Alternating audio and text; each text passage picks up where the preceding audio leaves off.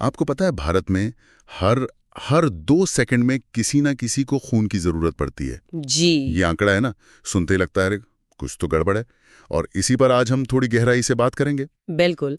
आज विश्व रक्तदाता दिवस 2025 है और देखिए हमारे पास जो जानकारी है वो इसी दिन के महत्व, रक्तदान की प्रक्रिया और इससे जुड़ी जरूरी बातों पर रोशनी डालती है। हाँ, इस साल का संदेश भी कितना सीधा और शक्तिशाली है। रक्त दें, आशा दें, साथ मिलकर हम जीवन बचाते हैं। सही बात है।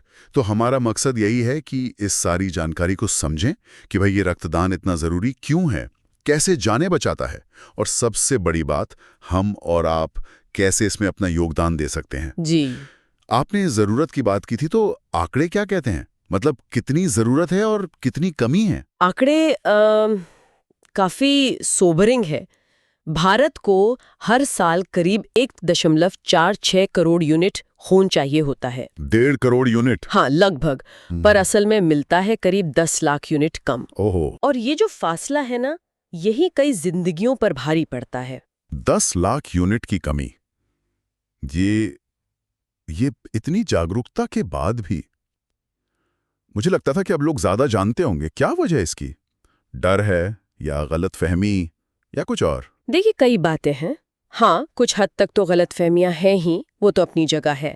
लेकिन इसके अलावा जैसे दूर दराज के इलाकों तक ब्लड बैंक की पहुंच, वो एक चुनौती है।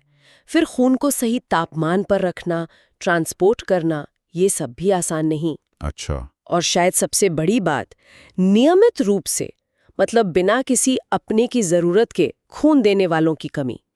स्वैच्छिक रक्तदान जिसे कहते हैं। हाँ, ये मैंने भी महसूस किया है। अक्सर लोग तभी सामने आते हैं जब परिवार में या दोस्तों में किसी को जरूरत आन पड़ती है। बिल्कुल, जबकि जरूरत तो लगातार बनी रहती है।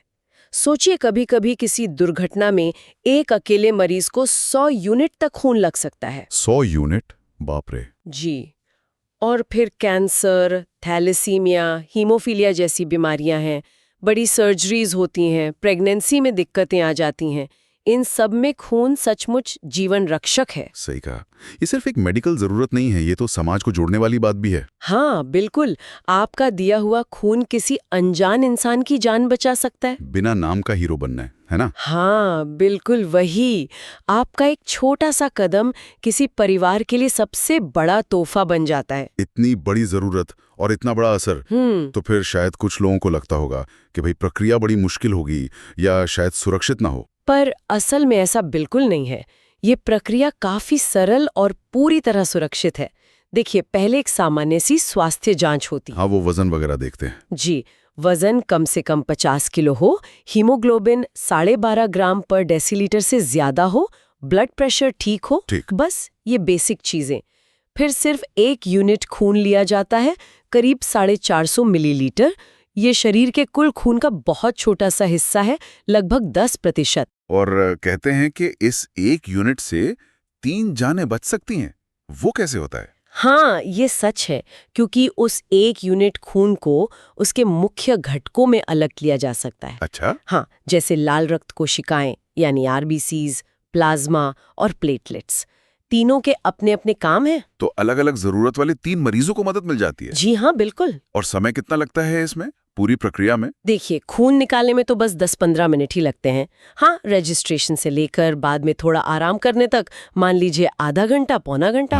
अच्छा, मतलब ज्यादा लंबा काम नहीं है। नहीं, बिल्कुल नहीं। तो कौन दे सकता है खून? उम्र वगैरह की कोई सीमा है? हाँ, 18 से 65 साल का कोई भी स्वस्थ व्यक्ति दे सकता है। पुरुष हर 3 महीने में और महिलाएं हर 4 महीने में रक्तदान कर सकती हैं। और कौन नहीं दे सकता? कुछ शर्तें भी होंगी? जी, बिल्कुल।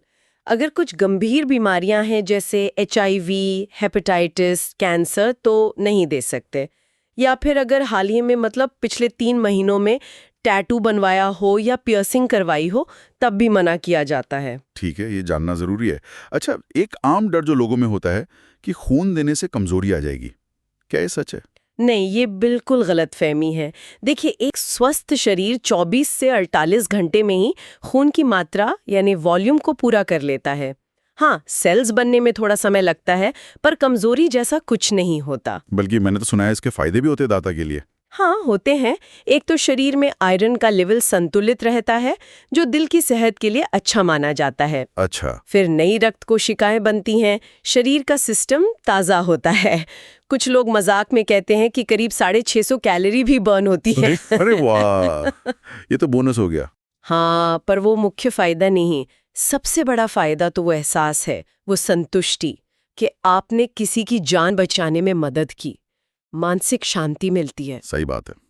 और वो ओ नेगेटिव ग्रुप जिसे यूनिवर्सल डोनर कहते हैं, क्या वो वाकई बहुत दुर्लभ होता है? यूनिवर्सल डोनर इसलिए कहते हैं क्योंकि ये किसी भी ब्लड ग्रुप वाले मरीज को दिया जा सकता है। इमरजेंसी में बहुत काम आता है। हाँ। भारत में करीब 7% लोगों का ये ग्रुप है।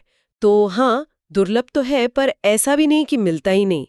इसीलिए ओ नेगेटिव दाताओं का योगदान बहुत महत्वपूर्ण हो जाता है। इस दिन का इतिहास भी बड़ा दिलचस्प है। 14 जून ही क्यों चुना गया? ये जन्मदिन है डॉक्टर कार्ल लैंडस्टीनर का। वो जिन्होंने ब्लड ग्रुप खोजे थे। जी हाँ, वही जिन्हें नोबेल पुरस्कार भी मिला था। उन्होंने ही ए, बी, ओ और AB ब्लड ग्रुप सिस्टम का पता लगाया।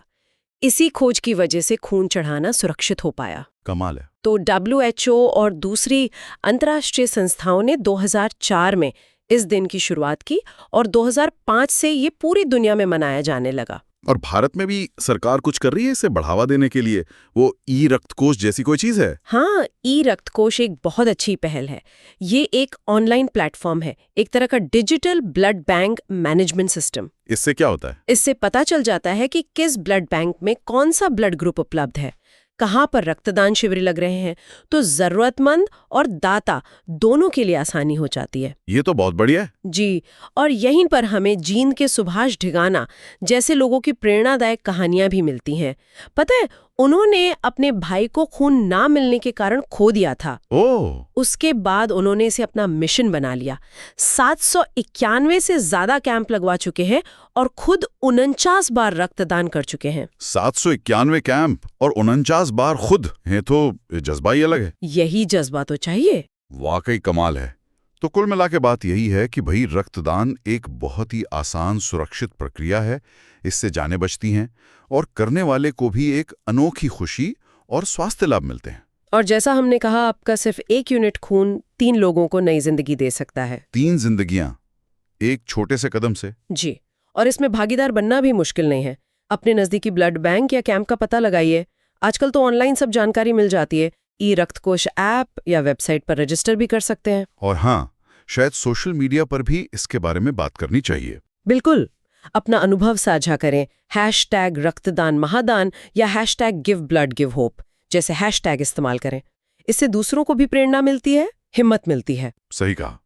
तो चलिए आज की इस बातचीत के आखिर में एक सवाल छोड़ जाते हैं हम सबके सोचने के लिए। जी, क्यों ना इस विश्व रक्तदाता दिवस पर हम ये सोचें कि रक्तदान सिर्फ एक दिन का काम नहीं, बल्कि इसे अपनी जिंदगी का, अपनी आदत का हिस्सा बनाया जाए। एक नियमित आदत। हाँ, ये गुमनाम हीरो बनने का मौका है जो हम सबको मिलता है। शायद हम सब आज मन में एक छोटा सा संकल्प ले सकते हैं कि साल में कम से कम एक बार तो खून जरूर देंगे। बिल्कुल, एक छोटा सा संकल्प, एक बड़ा कदम।